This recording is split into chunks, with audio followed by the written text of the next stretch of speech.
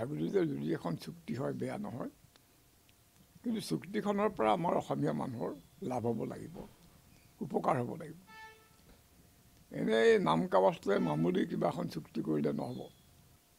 এইখিনিতে মন কৰিব লাগিব যে যিবিলাক গোটৰ লগত শান্তি চুক্তি কৰা হয়, প্ৰথমতে বহুৱাই তেওঁলোকৰ গণভিত্তি নষ্ট কৰি দিয়া হয়,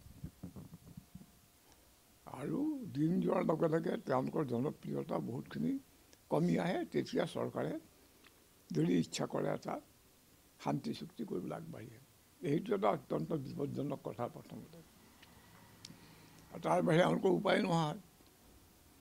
কেইটামান দৰকাৰী কথা মোৰ মনত পৰিছে। এটা হৈছে যে যিহেতু অসমৰ যে ক্ষুদ্ৰ ক্ষুদ্ৰ জনগোষ্ঠী আছে, তেওঁলোকক আমাৰ সংসদীয় ব্যৱস্থাই ঢুকি নাপায়। তেওঁলোকৰ মানুহ কম কাৰণে তেওঁলোকৰ সুকীয়া যিবোৰ সমস্যা, সেই সমস্যাবোৰৰ সমাধান নোহোৱাকৈ থাকে।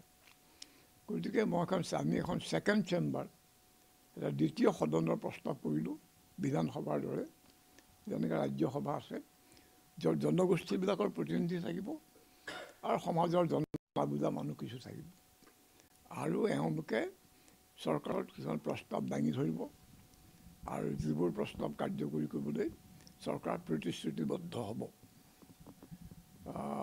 সেই তেনেকৈ কৰিলে আমাৰ জনগোষ্ঠীগত যিবোৰ বিবাদ সংঘৰ্ষ সেইবোৰ দূৰ হ'ব। সেই এটা কথা আছিল। এইটো কি কৰিলোঁ মই নাজানো।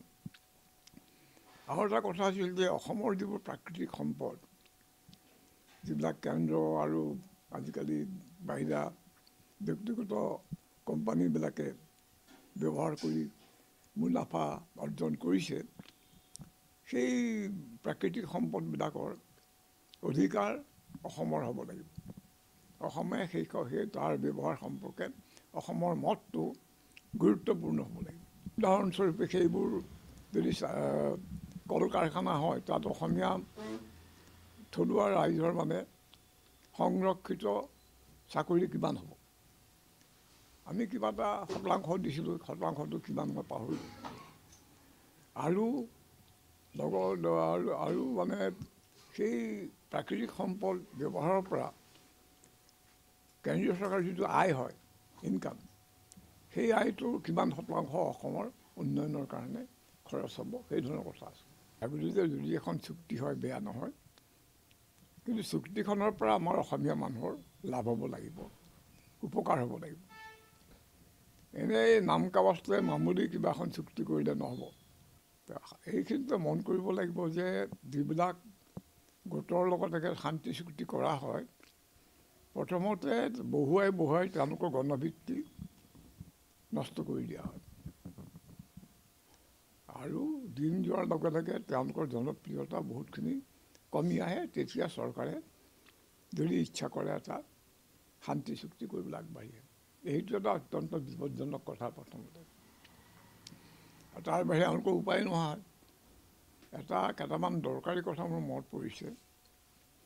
এটা হৈছে যে যিহেতু অসমৰ যে ক্ষুদ্ৰ ক্ষুদ্ৰ জনগোষ্ঠী আছে, তেওঁলোকক আমাৰ সংসদীয় ব্যৱস্থাই ঢুকি নাপায়।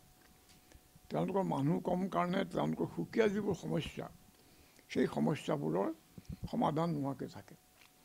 গতিকে আমি এখন ছেকেণ্ড চেম্বাৰ, এটা দ্বিতীয় সদনৰ প্ৰস্তাৱ কৰিলোঁ, বিধানসভাৰ দৰে, যেনেকৈ ৰাজ্যসভা আছে, য'ত জনগোষ্ঠীবিলাকৰ প্ৰতিনিধি থাকিব আৰু সমাজৰ বুজা মানুহ কিছু থাকিব, আৰু এওঁলোকে চৰকাৰত কিছুমান প্ৰস্তাৱ দাঙি ধৰিব, আৰু যিবোৰ প্ৰস্তাৱ কাৰ্যকৰী কৰিবলৈ চৰকাৰ প্ৰতিশ্ৰুতিবদ্ধ হ'ব। সেই তেনেকৈ কৰিলে আমাৰ জনগোষ্ঠীগত যিবোৰ বিবাদ সংঘৰ্ষ সেইবোৰ দূৰ হ'ব। সেই এটা কথা আছিল। এইটো কি কৰিলোঁ মই নাজানো। আৰু এটা কথা আছিল যে অসমৰ যিবোৰ প্ৰাকৃতিক সম্পদ, যিবিলাক কেন্দ্ৰ আৰু আজিকালি বাহিৰা ব্যক্তিগত কোম্পানীবিলাকে ব্যৱহাৰ কৰি মুনাফা অৰ্জন কৰিছে, সেই প্ৰাকৃতিক সম্পদবিলাকৰ অধিকাৰ অসমৰ হ'ব লাগিব। অসমে সেই তাৰ ব্যৱহাৰ সম্পৰ্কে অসমৰ মতটো গুৰুত্বপূৰ্ণ হ'ব লাগিব।